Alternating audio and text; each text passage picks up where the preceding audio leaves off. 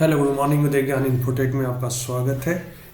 आज की क्लास 38 है। इन बहनों को मेरा नमस्कार। आज मानव शरीर संरचना के अंतर्गत मैं परिसंचरण तंत्र के बारे में थोड़ा सा डिस्कस कर रहूँगा। उसके बाद आपको 50 क्वेश्चन बताऊँगा, तो डिस्कस होगा। उसी हिसाब से 50 क्वेश्चन जो बनेगा उसके हिसाब से आप इसका आंसर देंगी। तो परिसंचरण तंत्र जो होता है आपका सर्कुलेटरी सिस्टम बोला जाता है आपको। बेसिकली ये शरीर का एक विशेष महत्वपूर्ण तंत्र होता है जो रक्त पोषक तत्वों, ऑक्सीजन और कार्बन डाइऑक्साइड और हार्मोन्स को शरीर के विभिन्न हिस्सों तक पहुंचाने और वहां से वापस लाने का कार्य करता है। तो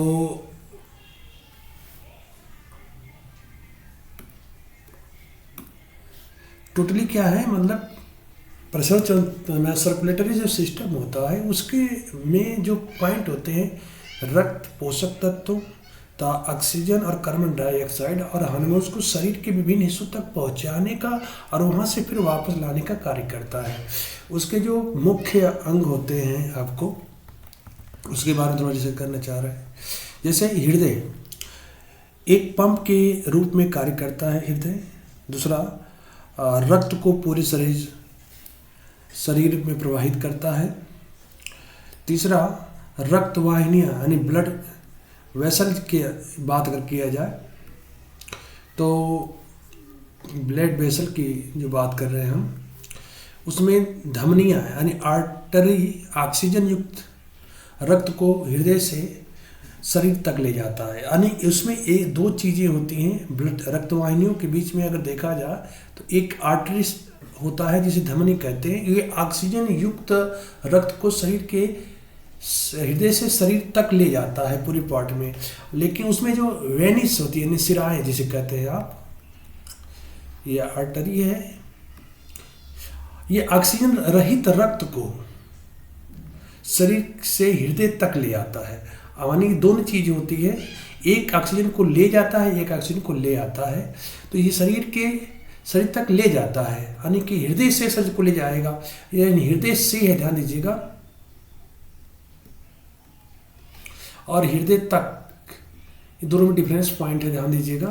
तो वेनिस क्या करता है, हृदय तक ऑक्सीजन रहित युक्त शरीर को लेकर आता है और ऑक्सीजन युक्त रक्त को हृदय से तक ले जाता है। तो दोनों में थोड़ा सा डिफरेंस है इस पार्ट में। लेकिन नेक्स्ट आगे कुछ चीज़ क्या बता रहा है। तीसरी चीज होती है कैपिलरी जो होता है, कैपिलरी केशिकाएं जो कहा जाता है। ऊतकों और कोशिकाओं के में गैस और पोषक तत्वों का आदान प्रदान करता है। यानी कि आर्टरी और वेनिस मतलब आपस में जो ऊतक होते हैं, इसमें गैस और पोषक तत्वों का क्या करता है, आदान प्रदान करता है। तो इसमें आपके रक्तवाहिनियों में कैपिलरी भी बहुत इंपॉर्टेंट रोल निभाती है आपकी। नेक्स्ट आपका होता है ब्लड। हृदय के बाद ब्लड क्या करता है, ब्लड का काम होता है ऑक्सीजन, पोषक तत्व और अपशिष्ट पदार्थों का परिवहन करना। मेन ब्लड का काम होता है। ये कितने प्रकार के होते हैं, जैसे रक्त परिसंचरण तंत्र में आपका टाइप्स अगर देखा जाए तो पहला होता है आपका ब्लड सर्कुलेशन के बारे में बात किया जाए तो ये सिस्टमेटिक परिसंचरण यानी सिस्टमेटिक सर्कुलेशन जो होता है आपका, ये हृदय से ऑक्सीजन युक्त रक्त को पूरी शरीर में पहुंचाता है। ये ध्यान दीजिएगा, सर्कुलेशन जो होता है ये हृदय से ऑक्सीजन युक्त रक्त पूरे शरीर में पहुंचता है। पल्मोनरी जो होता है, पल्मोनरी परिसंचरण सर्कुलेशन का बात करते हैं, तो ये फेफड़ों में कार्बन डाइऑक्साइड त्यागता है और ऑक्सीजन को ग्रहण कर लेता है। यानी फेफड़ों के अंदर ये कार्बन डाइऑक्साइड को त्याग देता है, ऑक्सीजन को ग्रहण कर लेता है। दूसरा इसमें है लिम्फ परिसंचरण, लिम्फेटिक बोलते हैं, सर्कुलेशन बोलते हैं इस तरह से देखा जाए तो। यानी लिम्फ परिसंचरण तो इसके अंतर्गत देखा जाए तो ये अतिरिक्त तरल और अपशिष्ट पदार्थों को हटाने में मदद करता है। यानी कि इसका काम हो जाता है कि शरीर के जो अतिरिक्त तरल होते हैं, अपशिष्ट पदार्थ होते हैं, वो शरीर से बाहर निकालता है। तो इसमें 2 ही टाइप का बेसिकली पढ़ाया गया है। इसका बेसिक महत्व क्या है, अब इसके बारे में अगर बात करते हैं तो ये शरीर के हर कोशिका तक ऑक्सीजन को पोषक तत्व पहुंचाना। दूसरा है कार्बन डाइऑक्साइड और अन्य अपशिष्ट पदार्थ को बाहर निकालना। तीसरा है रोग प्रतिरोधक तंत्र को मजबूत करना। और चौथा है शरीर के तापमान को नियंत्रित करना। ये इसका पॉइंट होता है। तो इतनी पॉइंट मैंने आपको बताया है परिसंचरण तंत्र के बारे में। ये परिसंचरण के हृदय, रक्तवाहिनियाँ, ब्लड्स, उसके जो टाइप्स होते हैं ब्लड सर्कुलेशन में आपको 2 टाइप है। एक लिम्स परिसंचरण और रक्त में 2 टाइप की होती हैं, सिस्टमेटिक सर्कुलेशन और पल्मोनरी सर्कुलेशन, 2 टाइप के होते हैं। सिस्टमेटिक वाले में केस में ऑक्सीजन हृदय से ऑक्सीजन पूरे शरीर तक फैलता है और पल्मोनरी परिसंचरण में आपका कार्बन डाइऑक्साइड का त्यागना और ऑक्सीजन ग्रहण करने का काम करता है। और दूसरा है लिम्फ परिसंचरण का मतलब होता है अतिरिक्त जो पदार्थ अपशिष्ट होते हैं उसको बाहर निकाला। और इसके बेसिक महत्व के बारे में हमने बताया। अब इसके बेस पर मैं आपको इसको 50 क्वेश्चन अराइज करूँगा और उसका जो भी राइट आपका आंसर होगा वो आप इसमें बताएंगे। तो 50 राइट जो क्वेश्चन मैं आपको बताने वाला हूँ उसके में पहला क्वेश्चन है कि रुधिर आपका परिसंचरण तंत्र के अध्ययन को कहते हैं। अगर हम रुधिर परिसंचरण तंत्र का जो अध्ययन होता है वो आपके बायोलॉजिकल में क्या बोला जाता है, क्या अध्ययन के बोला जाता है, इसके बारे में आपको बताना है। तो पहला इसका जो आंसर दिया है कार्डियोलॉजी, दूसरा है एंजियोलॉजी, तीसरा है मायोलॉजी और चौथा है कैलोलॉजी। तो इसका जो राइट आंसर आपको बताना है कि रुधिर परिसंचरण तंत्र के हृदय अध्ययन को कहते हैं कार्डियोलॉजी, एंजियोलॉजी, मायोलॉजी या कैलोलॉजी। तो इसका ध्यान दीजिएगा, इसका राइट आंसर होगा बी यानी कि सेकेंड आपका राइट आंसर है। नेक्स्ट क्वेश्चन आपका, भ्रूण में हृदय बनता है। यानी जब एक प्रेग्नेंट औरत होती है तो उसके अंदर जो भ्रूण बनता है उसमें जो हृदय बनता है वो कहाँ बनता है। तो कह रहा है एक्टोडर्म में, मेसोडर्म में, एंडोडर्म में या मीसोमियर में। यानी कि बही स्तर, मध्य स्तर, अंतः स्तर और मीसोमियर होता है। तो इसका जो राइट आंसर आपका हृदय जो बनेगा, ये ध्यान दीजिएगा, जो भी आपका भ्रूण होगा उसके बीचों बीच में बनेगा, बीचों बीच में बनेगा। ये जो पार्ट जो कहलाता है, ये देखिएगा किसी भी बॉडी का जो पार्ट्स होता है उसके 2 परतें अंदर होती है, एक बाहरी एक अंदर। तो वही मतलब बाहर तो होता नहीं है भ्रूण के बीचों बीच में, यानी कि मेसोडर्म में कहलाता है। यानी कि बी इज राइट आंसर, इसका बी इज राइट आंसर यानी कि सेकेंड। नेक्स्ट क्वेश्चन आपका, हृदय के अध्ययन को करते हैं। जब हम हृदय का अध्ययन करते हैं तो उसको क्या कहते हैं? कार्डियोलॉजी, कैरियोलॉजी, सीरोलॉजी और नेफ्रोलॉजी। तो हृदय के अध्ययन को हम ध्यान दीजिएगा, हृदय का जो अध्ययन होता है उसका राइट आंसर होगा कार्डियोलॉजी बोलते हैं, कार्डियोलॉजी बोलते हैं, कार्डियोलॉजी। हृदय के अध्ययन को हम कार्डियोलॉजी कहते हैं। इसका फर्स्ट राइट आंसर है। नेक्स्ट क्वेश्चन आपका, रुधिर वाहिनियां बनती हैं एक्टोडर्म में, इंडोडर्म में, मेसोडर्म में या पिनेक्टोडर्म में। तो इसका जो राइट आंसर है, ध्यान दीजिए कौन सा हो सकता है। तो जब आपका हृदय, अभी मैंने बताया कि इसका हृदय होता है मेसोडर्म में होता है। तो इसकी रुधिर वाहिनियां भी आपको मेसोडर्म में ही बनेगी, इसलिए इसका राइट आंसर क्या होगा? थर्ड्स। इसका राइट आंसर क्या होगा? थर्ड्स। नेक्स्ट क्वेश्चन, हृदय स्थित होता है मध्य काश में यानी मेडिस्टेनाइज स्पेस में, एब्डोमिनल कैविटी में, या प्लूरल कैविटी में, या पेल्विस में? तो इसका राइट आंसर क्या होगा? हृदय स्थित होता है, हृदय स्थित होता है, हृदय स्थित होता है।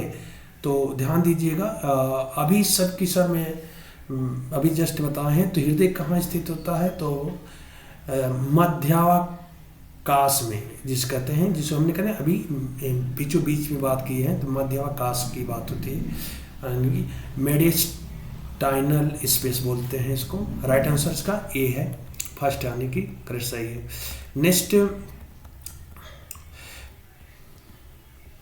मनुष्य का हृदय है कार्डियोलॉजी, मियोजेनिक, डायजेनिक या न्यूरोजेनिक? तो मनुष्य का जो हृदय होता है, मनुष्य का जो हृदय होता है आपका मायोजेनिक होता है। क्या होता है? मायोजेनिक होता है, यानी कि इसका राइट आंसर क्या होगा? सेकंड सही होगा इसका। मनुष्य का हृदय क्या होता है? मायोजेनिक होता है। कृपया इनोसिस्टर से बना दिए क्वेश्चन जितने भी दिए जा रहे हैं, ये सब के सब इम्पोर्टेंट क्वेश्चन हैं, तो कम से कम इसको रटना चालू कर दीजिए। अगर नहीं देख पा रहे हैं तो इसको कम से कम पूरी वीडियो देखिए और इसको रटना चालू कर दीजिए, क्योंकि सबके सब इम्पोर्टेंट क्वेश्चन मैंने जो 50 के जो भी हम सर्किल बना रहे हैं वीडियो, उनमें सब 50 के जो क्वेश्चन आते हैं सबके सब इम्पोर्टेंट पार्ट है आपका। और ये भी एक बॉडी समझना जो है नहीं कि बॉडी पार्ट जो होता है आपका, उसके अलग अलग पार्टों के में मैं 50 क्वेश्चन बना रहा हूँ, जिससे आपको पूरी की पूरी बॉडी पार्ट के क्वेश्चन को आप जान सकें और आपका अध्ययन प्रॉपरली हो सके। तो हृदय के बाएं भाग में पहुंचने के लिए रुधिर का जाना आवश्यक होता है। यकृत में, वृक्कों में, फेफड़ों में, मस्तिष्क में। तो हृदय के बाएं भाग में पहुंचने के लिए रुधिर का जाना आवश्यक होता है। आप बता सकते हैं इसका राइट आंसर क्या हो सकता है? हृदय के बाएं भाग में पहुंचने के लिए रुधिर का जाना आवश्यक होता है, तो इसका राइट आंसर आपका होगा थर्ड्स, फेफड़ों में। अगला क्वेश्चन, हिज के बंडल ऑफ हिज पाए जाते हैं, बंडल ऑफ हिज पाए जाते हैं पेशियों में, मस्तिष्क में, हृदय में, यकृत में। पेशियों में, मस्तिष्क में, हृदय में, यकृत में। हिज के बंडल कहाँ पाए जाते हैं? तो ध्यान दीजिए, हिज के बंडल हृदय में पाए जाते हैं, हिज के बंडल हृदय में पाए जाते हैं। नेक्स्ट क्वेश्चन, शरीर में रुधिर का भंडार या कुंड है, शरीर में रुधिर का भंडार या कुंड है, हृदय, यकृति, अस्थिमज्जा या तिल्ली? तो शरीर में हृदय का भंडारण या कुंड है, उसका राइट आंसर क्या होगा? कुंड है, उसका राइट आंसर क्या होगा आप बता सकते हैं? इसका राइट आंसर क्या होगा? शरीर में हृदय का भंडारण कुंड है, तो इसका राइट आंसर क्या होगा आप बता सकते हैं? तो इसको बोलते हैं तिल्ली को बोलते हैं, शरीर में हृदय का भंडारण कुंड होता है। नेक्स्ट, हृदय का आवेश प्रारंभ होता है या हृदय का पेस होता है, पेस मेकर है, हृदय का पेस मेकर बोलते हैं या आवेश प्रारंभ होता है? रेनवियर नोड से, हैंसनेस नोड से, सीरा अलिंद नोड से या अलिंद नीले नोड से? तो 10 का राइट आंसर क्या हो सकता है? 10 का राइट आंसर बता सकते हैं आप? 10 का राइट आंसर क्या हो सकता है? 10 का राइट आंसर क्या होगा? 10 का राइट आंसर क्या होगा बता सकते हैं? 10 का राइट आंसर है सिरा अलिंद नोड से। सिरा अलिंद नोड से यानी कि इसका थर्ड सही है, सिरा अलिंद नोड से। पेस मेकर उत्पन्न करता है। पेस मेकर क्या उत्पन्न करता है? हृदय की धड़कन, भूख, पेशी पीड़ा या रुधिर।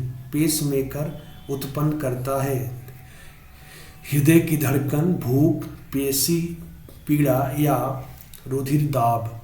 तो इसका हृदय की धड़कन, पेस मेकर जो होता है हृदय की धड़कन जो है उत्पन्न करता है, यानी कि फर्स्ट इस राइट आंसर इसका होगा। नेक्स्ट क्वेश्चन आपका, हृदय के आवरण को कहते हैं, हृदय के आवरण को कहते हैं पेरिटोनियम, पेरिकार्डियम, प्लूरल मेम्ब्रेन या विसरल मेम्ब्रेन्स। तो हृदय की धड़कन को कहते हैं, इसका राइट आंसर है, आप बता सकते हैं इसका राइट आंसर होगा। इसका राइट आंसर क्या हो सकता है? हृदय की धड़कन क्या राइट आंसर हो सकता है बता सकते हैं? 12 का हृदय की धड़कन कौन सा क्या बोलते हैं इसको? इसको बोलते हैं पेरिकार्डियम, पेरिकार्डियम बोलते हैं इसको, यानी सेकेंड इज राइट आंसर इसका है। नेक्स्ट क्वेश्चन, लसिका नोडों का मुख्य कार्य क्या है? लसिका नोडों का मुख्य कार्य क्या होता है? लसिका नोडों का मुख्य कार्य क्या हो सकता है? तो लसिका नोडों का मुख्य कार्य पुराने रक्ताणु को नष्ट करना, हार्मोन्स उत्पन्न करना, श्वेताणु निर्माण करना या रोगाणु का संग्रह करना और नष्ट करना। तो इस चारों में से लसिका नोडों का मुख्य कार्य क्या हो सकता है आप बताइए? लसिका नोडों का तो श्वेताणु का निर्माण करना होता है, यानी थर्ड इज करेक्ट आंसर इसका है। नेक्स्ट, निम्न में से एक का कारण मनुष्य के हृदय में रुधिर पक्ष महाशिरा से दाहिने अलिंद में प्रवेश करता है। निम्न में से एक कारण क्या है कि मनुष्य के हृदय में रुधिर जो होता है पक्ष महाशिरा से दाहिने अलिंद में प्रवेश करता है? शिरा कटाव का धक्का दे करके, चूषण चरण के कारण, शिरा आलिंद नोड के गति के कारण या पक्ष महाशिरा था आलिंद के दाबों में अंतर के कारण। तो इसका जो राइट आंसर क्या होगा? निम्न में से एक कारण जो होता है मनुष्य के हृदय में रुधिर जो होता है पक्ष महाशिरा से आलिंद दाहिने आलिंद में प्रवेश करता है, उसका एक ही बस कारण है कि पक्ष शिरा और आलिंद के दाबों में अंतर होने के कारण ऐसा घटना घटती है कि रुधिर जो होता है पक्ष महाशिरा से दाएं प्रवेश करता है। तो इसका फोर्थ इज राइट आंसर है। नेक्स्ट क्वेश्चन, मनुष्य में प्लीहा का कार्य क्या होता है? मनुष्य में प्लीहा का कार्य क्या होता है? स्पंदन दर पर नियंत्रण करना, हार्मोन श्रावण करना, हृदय नियंत्रण करना, रक्त आयतन पर नियंत्रण करना। तो मनुष्य में प्लीहा का कार्य होता है, इसका राइट आंसर होगा प्लीहा का रक्त आयतन पर नियंत्रण करना, रक्त आयतन पर नियंत्रण करना होता है। इसका फोर्थ करेक्ट आंसर है। जिनको आता है कृपया वो बता सकते हैं। रुधिर में अधिकतर कार्बन डाइऑक्साइड ले जाती है। रुधिर में अधिकतर कार्बन डाइऑक्साइड ले जाई जाती है किसके? कार्बनिक अम्ल के रूप में, सोडियम कार्बोनेट के रूप में, कार्बोनेट के रूप में या बाइकार्बोनेट आयनों के रूप में। तो बाइकार्बोनेट आयनों के रूप में। तो ये सब के सब जो होता है कार्बनिक होते हैं सब चीज़ें। तो कुछ अम्ल हैं, कुछ लवण हैं, कुछ क्षार हैं आपके। तो इसका राइट आंसर क्या होगा? बाइकार्बोनेट आयनों के रूप में, बाइकार्बोनेट आयनों के रूप में। जो बाइकार्बोनेट आयन होता है आप बेसिकली आपको बता दें कि ये बाइकार्बोनेट आयन है, तो उसका बाई बोलते हैं HCO3 के पावर माइनस होता है, और कार्बोनेट होता है CO3 बोलते हैं। अब बाई की बात होती है तो H उसमें है, हाइड्रोजन को जोड़ देते हैं तो बाइकार्बोनेट। बाइकार्बोनेट का ये क्या होता है? सिंबल होता है कार्क। आप रासायनिक पढ़े होंगे तो। नेक्स्ट है आपका धमनियाँ होती हैं, धमनियाँ होती हैं, धमनियाँ होती हैं। इसका राइट आंसर क्या होगा? मोटी भित्ति वाली तथा रुधिर कम दाब पर बहता है, मोटी भित्ति वाली तथा रुधिर अधिक दाब पर बहता है, पतली भित्ति वाली तथा रुधिर कम दाब पर बहता है, पतली भित्ति वाली तथा रुधिर अधिक दाब पर बहता है। धमनियाँ क्या होती हैं? धमनियाँ होती हैं। इसमें राइट आंसर क्या हो सकता है? तो इसका होगा मोटी भित्ति वाली तथा रुधिर अधिक दाब पर बहता है। धमनियाँ मोटी भित्ति वाली होती है और इसमें रुधिर जो होते हैं अधिक दाब पर बहता है, इसलिए राइट आंसर इसका क्या है? सेकंड है। नेक्स्ट क्वेश्चन इसका, धमनी शिरा से भिन्नित धमनी, नेक्स्ट क्वेश्चन जो है नहीं 18 आपका, हाँ नहीं 18 क्वेश्चन है ना, हाँ रुधिर,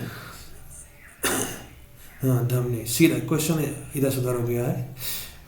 इसका हीमोग्लोबिन का देख रहे हैं, हीमोग्लोबिन का लौह स्वतंत्र पदार्थ है, हीमोग्लोबिन का लौह स्वतंत्र पदार्थ है। ग्लोबिन, हीमैटिन, बिलिरुबिन या हीमेटॉक्सिन। तो रुधिर हीमोग्लोबिन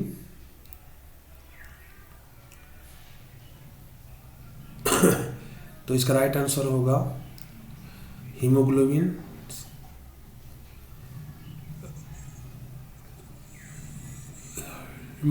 का लौह स्वतंत्र पदार्थ होता है। तो इसका राइट आंसर होगा आपका, जो बता सकते हैं, इसका राइट आंसर है ग्लोबिन। ग्लोबिन जो होता है लौह स्वतंत्र पदार्थ होता है। हीमोग्लोबिन में ग्लोबिन जो होता है लौह स्वतंत्र पदार्थ। लौह स्वतंत्र का मतलब होता है, ध्यान दीजिएगा, जिसमें यप्फी न हो, इसको लौह स्वतंत्र बोलते हैं। यप्फी नहीं होता है उसको लौह स्वतंत्र बोला जाता है। नेक्स्ट है आपका, धमनी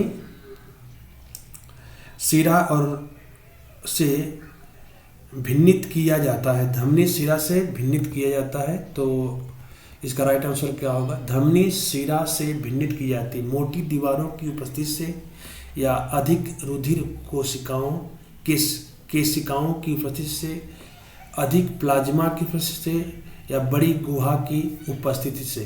तो धमनी जो होता है किससे, शिरा से भिन्नित कैसे कर सकते हैं, शिरा से भिन्न कैसे होता है? तो 19 का राइट आंसर क्या होगा बताइए? 19 का राइट आंसर होता है मोटी दीवारों की उपस्थिति, मोटी दीवारों उपस्थिति से, यानी कि इसका राइट आंसर क्या है आपका?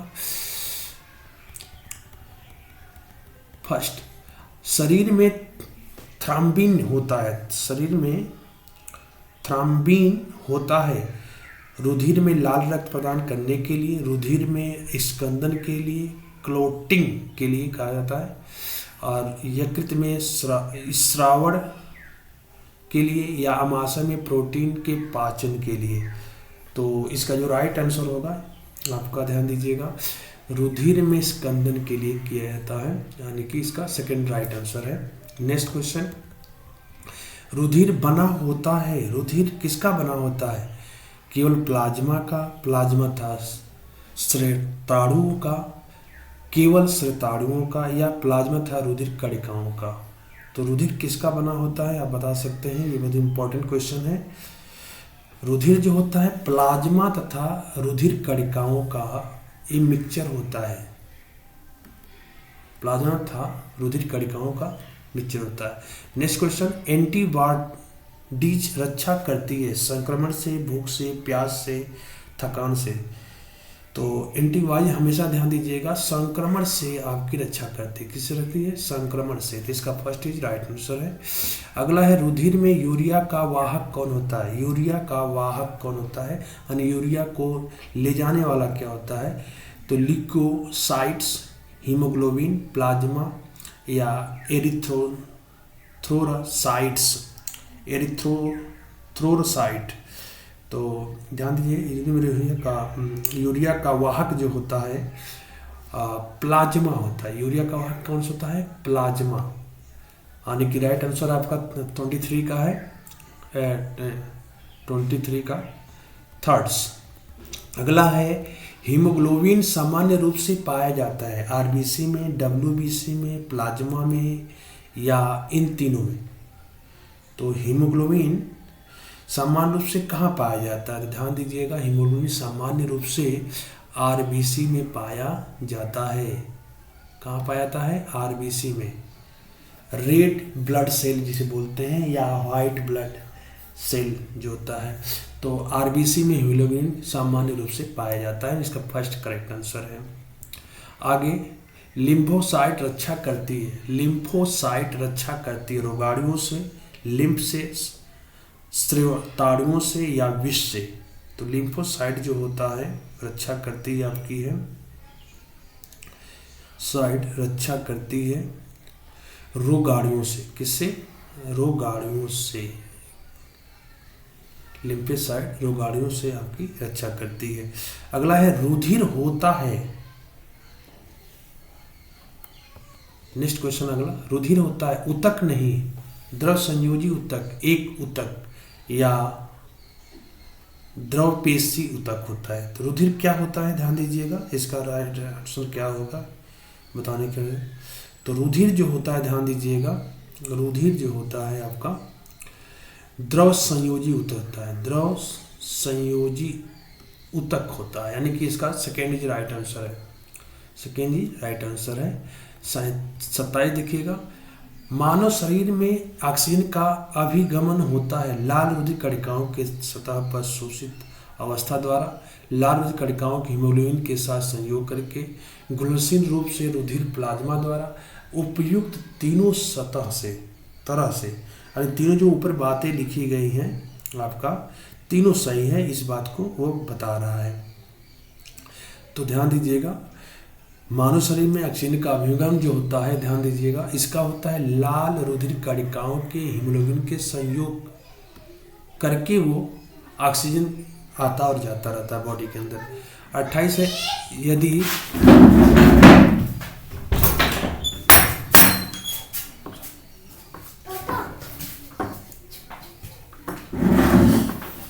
यदि रुधिर से रक्ताणु निकाल दिए जाएं तो जो द्रव बचता है उसे वो कहलाता है। यदि रुधिर से रक्ताणु निकाल दिए जाएं तो जो द्रव बचता है उसे क्या कहलाता है? द्रव बचता है उसे क्या कहते हैं? तो 28 का आपका प्लाज्मा कहते हैं। क्या कहते हैं? प्लाज्मा कहते हैं, अर्थात सेकेंड इज राइट आंसर है आपका। नेक्स्ट क्वेश्चन है, ऊंचाई पर मनुष्य में लाल रुधिर कणिकाओं की संख्या बढ़ जाती है क्योंकि जब आप ऊंचाई पर जाते हो तो लाल रुधिर कणिकाएं जो होती हैं बढ़ जाती है, क्योंकि तो ऑक्सीजन अधिक होती है, ऑक्सीजन कम होती है, शरीर को गर्म रखने के लिए अधिक ऊर्जा की आवश्यकता होती है, वायु में सूक्ष्म जीव होते हैं, वायु में जीव होते हैं। तो 29 का आपका राइट आंसर है। 29 का राइट आंसर है। ऑक्सीजन कम हो जाता है, ऑक्सीजन कम हो जाता है, ऑक्सीजन कम हो जाता है, ऑक्सीजन कम हो जाता है, ऑक्सीजन कम हो जाता है, ऑक्सीजन कम हो जाता है। 30 का क्वेश्चन देखिएगा। नेक्स्ट आपका है, एंटीबॉडीज शरीर की रक्षा हेप्टिजन के आक्रमण से करती हैं। एंटीबॉडीज शरीर की रक्षा हेप्टिजन के आक्रमण से करती हैं। एंटीजन से संयोग करके उसकी क्रियाशीलता को समाप्त करके, एंटीजन द्वारा उत्पन्न विष को नष्ट करके, एंटीजन का भक्षण करके या एंटीजन को यकृत में भेजकर नष्ट करके। तो एंटीबॉडी शरीर की रक्षा एंटीजन के आक्रमण से कैसे करती है? तो उसका जो राइट आंसर होता है, एंटीजन से संयोग करके उसकी क्रियाशीलता को समाप्त करके। तो इसका राइट आंसर आपका 30 का है, फर्स्ट सही है। नेक्स्ट क्वेश्चन है कि मानव रुधिर में लाल कणिकाओं का जीवन काल होता है। मानव शरीर रुधिर में जो लाल कणिकाएं हैं उनका जीवन काल होता है लगभग 120 दिन, 150 दिन, 190 दिन या 180 दिन होता है। तो उसका जो राइट आंसर है, आप ध्यान दीजिएगा, इसका जो राइट आंसर है 120 दिन होता है। कितने दिन होता है? 120 दिन होता है। नेक्स्ट, यकृत से बाहर आए रुधिर में, यकृत से बाहर आए रुधिर में जो हृदय को जाता है, लिन में से किसका अधिक श्रावण सांद्रण पाया जाता है? किसका अधिक सांद्रण पाया जाता है? यूरिया का, पित्त का, ग्लूकोज का या रुधिर कणिकाओं का? किसका सांद्रण सबसे अधिक पाया जाता है? तो ध्यान दीजिएगा, यकृत से जो बाहर रुधिर आते हैं उसमें जो हृदय को जाता है उसमें सबसे ज़्यादा जो है यूरिया का सांद्रण पाया जाता है। यूरिया सबसे ज़्यादा अधिक मात्रा में उसमें, इसका यूरिया का अगर सूत्र देखा जाए, कभी कभार यूरिया का सूत्र भी पूछ सकते हैं, तो इसका सूत्र होता है NH2 CO NH2, ये होता है। नेक्स्ट क्वेश्चन है आपका, रुधिर के स्कंदन हेतु आवश्यक है Na, Ca, K या Cl। ये ध्यान दीजिएगा, सोडियम बोलते हैं, Na को सोडियम बोलते हैं, C कैल्शियम, K का पोटेशियम, Cl को क्लोरीन बुलाता है। तो ये चारों जो है मेटल होते हैं आपके। तो शरीर के स्कंदन हेतु आवश्यक क्या होता है? तो शरीर के स्कंदन हेतु ध्यान दीजिएगा, इसका राइट आंसर है कैल्शियम का होना अति आवश्यक है। स्कंदन के लिए कैल्शियम का होना अति आवश्यक है।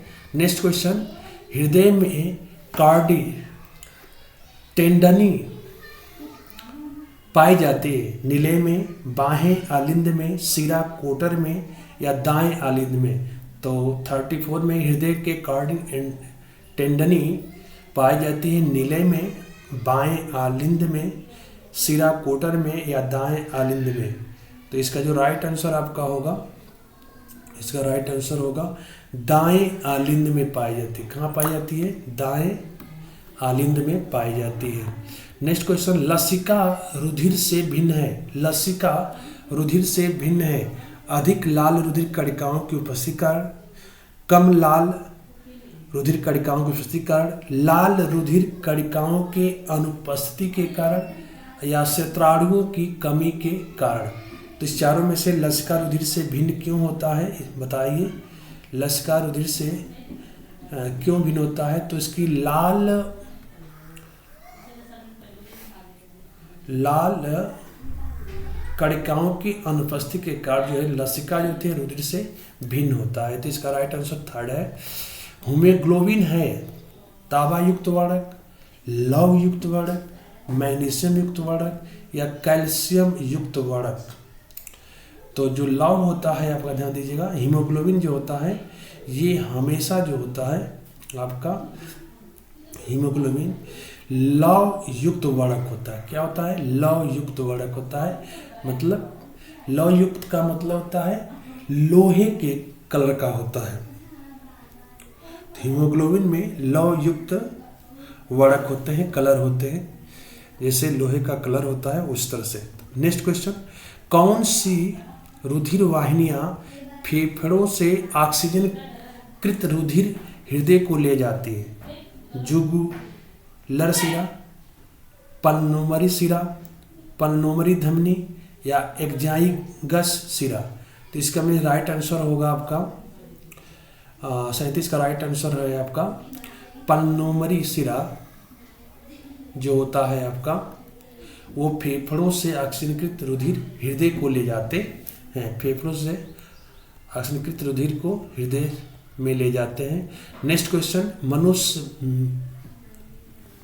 मनुष्य में लाल रुधिर कणिकाएं होती हैं गोलाकार था अवतल की जगह, अवतल की तरह, गोलाकार था उत्तल की तरह, अंडाकार था अवतल की तरह या अंडाकार था उत्तल की तरह होता है। इनका जो शेप होता कैसे होता है? तो मनुष्य में लाल रुधिर कणिकाएं जो होती हैं गोलाकार होती हैं और अवतल की तरह होती हैं, गोलाकार और अवतल की तरह होती हैं। गोलाकार और अवतल की तरह होती हैं। नेक्स्ट क्वेश्चन आपका, निम्न में से कौन सा अन्य से भिन्न है? लिम्फोसाइड, मोनोसाइड, एरिथ्रोसाइड या न्यूट्रोफिल? निम्न में से कौन सबसे भिन्न है? तो इसका जो राइट आंसर है, ध्यान दीजिएगा, एंथ्रियोसाइड। एंथ्रियोसाइड जो होता है सबसे भिन्न होता है, यानी कि थर्ड इज राइट आंसर है, third is right answer. Next question आपका, थर्ड इज राइट आंसर है। रुधिर स्कंदन का कारण है। रुधिर स्कंदन का क्या कारण होता है? सीरम का निर्माण करता है या श्वेत कणिकाओं का विनाश करता है? लाल रुधिर कणिकाओं का विनाश करता है या फाइब्रिनोजन का फाइब्रिन के जाल में परिवर्तित करता है? तो जीवाणु का रुधिर स्कंदन का क्या कारण है? तो रुधिर स्कंदन का कारण जो होता है फाइब्रिनोजन का फाइब्रिन के जाल में परिवर्तन का कारण होता है, रुधिर स्कंदन का कारण, यानी कि फोर्थ इस राइट आंसर है। नेक्स्ट क्वेश्चन, जीवाणुओं का भक्षण करने वाली श्वेत रुधिर कोशिकाएं हैं। जीवाणुओं का भक्षण करने वाली श्वेत रुधिर कोशिकाएं हैं।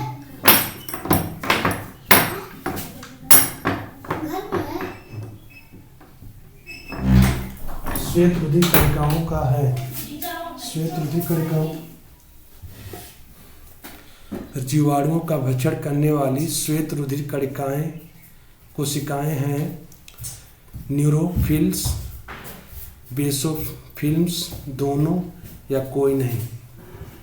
तो रोगाणुओं का भक्षण करने वाली श्वेत रुधिर कणिकाएं न्यूट्रोफिल्स होती हैं। क्या होती हैं? न्यूट्रोफिल्स होती हैं।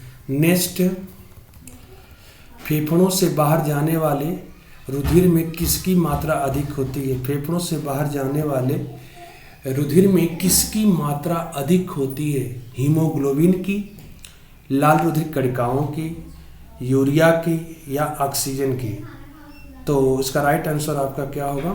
करा है कि फेफड़ों से बाहर जाने वाले रुधिर में, फेफड़ों से जो रुधिर बाहर जा रहा है उसकी मात्रा सबसे ज़्यादा किसकी होती है? हीमोग्लोबिन की या लाल रुधिर कणिकाओं की या यूरिया की या ऑक्सीजन की? तो सबसे ज़्यादा अधिक मात्रा जो होती है ऑक्सीजन की होती है। किसकी होती है? ऑक्सीजन की मात्रा होती है। अगला नेक्स्ट क्वेश्चन है, लाल रुधिर कणिकाओं की मूत्र में उपस्थिति कहलाती है प्रोटीनूरिया, एल्केस्ट्रोलूरिया, हीम्यूरिया, हीमेप्यूरिया या एन्यूरिया? तो लाल रुधिर कणिकाओं की मूत्र में उपस्थिति कहलाती है, लाल रुधिर कणिकाओं की अगर मूत्र में उपस्थिति है तो वो कहलाती है आपका एन्यूरिया, अर्थात फोर्थ करेक्ट इसका आंसर है। नेक्स्ट, किस वाहिनी में सबसे कम यूरिया होती है? फुफ्फुस शिरा में, यकृत पोर्टल शिरा में, यकृत शिरा में या वृक्कीय शिरा में? तो सबसे ज़्यादा जो होती है कम यूरिया किस में पाई जाती है? किस वाहिनी के अंदर में? तो ध्यान दीजिएगा, इसका जो राइट आंसर है विक्रीय शिरा में। किस में है? विक्रीय शिरा में सबसे कम यूरिया पाई जाती है। नेक्स्ट क्वेश्चन, लैबाइल तथा क्रिसमस कारक संबंधित होता है रुधिर से, रुधिर स्कंदन से, रुधिर परिसंचरण से या रुधिर प्रेषण से? रुधिर प्रेषण से। तो लैम्बाइलल तथा क्रिसमस कारक संबंधित होता है। तो 45 का जो राइट आंसर है, 45 का राइट आंसर जो होता है सेकेंड है, रुधिर स्कंदन से होता है, रुधिर स्कंदन से होता है। नेक्स्ट क्वेश्चन, शरीर में सबसे बड़ी रुधिर नलिका है धमनी, पक्ष महाशिरा, महाधमनी या केशिका? तो रुधिर शरीर में सबसे बड़ी रुधिर नलिका जो होती है आपका पक्ष महाशिरा होता है, पक्ष महाशिरा होता है, अर्थात आपका सेकेंड इज करेक्ट आंसर है। जब रुधिर में परिस्कंदन पदार्थ मिलाकर 4 डिग्री सेंटीग्रेड पर संग्रहित किया जाता है। तो लाल रुधिर कणिकाओं में के स्टार आयन प्लाज्मा में गति करते हैं। इसका कारण क्या है? लाल रुधिर कणिकाओं का विघटन होता है तथा के आयन स्वतंत्र हो जाते हैं।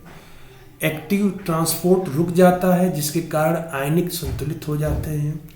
4 डिग्री से के प्लस आयन अधिक गतिशील होते हैं। प्रतिस्कंदन के प्लस आयन को प्लाज्मा की ओर आकर्षित करता है। तो इसका जो राइट आंसर है, ध्यान दीजिएगा कि एक्टिव ट्रांसपोर्ट रुक जाता है जिसके कारण आयनिक संतुलित हो जाता है। आयनन संतुलित हो जाता है। और सेकेंड इज करेक्ट आंसर। त्वचा पर पित्त उछलने पर त्वकीय धमनियों का विस्तारण होता है। इसका कारण क्या है? त्वचा को डर्मिक्स में अधिक एंटीटॉक्सिक बन जाते हैं। त्वचा में मास्ट कोशिकाओं द्वारा अधिक डेंड्रिनल स्रावित होता है। त्वचा में मास्ट कोशिकाओं द्वारा अधिक हिस्टामिन स्रावित होता है। त्वचा में मास्ट कोशिकाओं द्वारा अधिक हिपैरिन स्रावित होता है। तो त्वचा पर पित्त उछलने पर त्वकीय धमनियों का विस्तारण होता है। इसका कारण क्या है? तो 48 का जो राइट आंसर है, 48 का जो राइट आंसर है आपका, त्वचा में मास्ट कोशिकाओं द्वारा अधिक हिस्टामिन स्रावित होता है। तो इसका राइट आंसर क्या है? थर्ड सही है। रुधिर का पीएच मान किसकी उपस्थिति के अनुपात में निर्धारित होता है? लैक्टिक अम्ल में, पायरुविक अम्ल के, सोडियम बाइकार्बोनेट तथा कार्बोनिक अम्ल के, जल तथा कार्बन डाइऑक्साइड के, या पायरुविक अम्ल तथा कार्बोनिक अम्ल के। तो 49 का जो राइट आंसर है, 49 का जो राइट आंसर है आपका सोडियम बाइकार्बोनेट तथा कार्बोनिक अम्ल के। तो इसका राइट आंसर सेकेंड आपका है। लास्ट क्वेश्चन आपका है, मायोकार्डियल संक्रमण में किस धमनी में ब्रोम्बोसिस होता है? ब्रोम्बोसिस होता है दाईं कोरिनल धमनी में, बाईं अग्रधमनी में, बाईं वलय कोरिनली धमनी में, या दाईं वलय कोरिनल धमनी में। तो इसका जो राइट आंसर है आप बताइए। तो इसका जो राइट आंसर आपका है,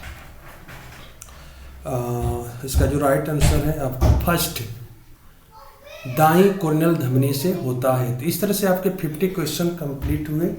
और मेरे इंडियन सिस्टर से बस एक ही पर गुजारिश है कि बराबर वीडियो को प्रॉपर देखें। और नेक्स्ट वीडियो कल मैं दोबारा आऊँगा। Thank you, good night, bye.